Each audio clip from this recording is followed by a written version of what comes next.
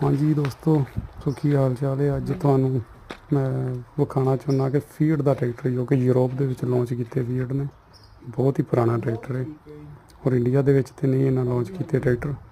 Engine ही हाँ जिवें कि फीड के इंजन तुहानू पता ही है बड़े कारगर होंदे ने और मैं फीट वर्गी विच ट्रक्कां ते अड़ गई गाना जिवें बड़ा मशहूर सीगा और मैं क्या भी आ भी दिखावां एक फीड का ट्रैक्टर जो कि यूरोप के विच लॉन्च किए सन। बहुत पुराना ट्रैक्टर और कमाल दा है।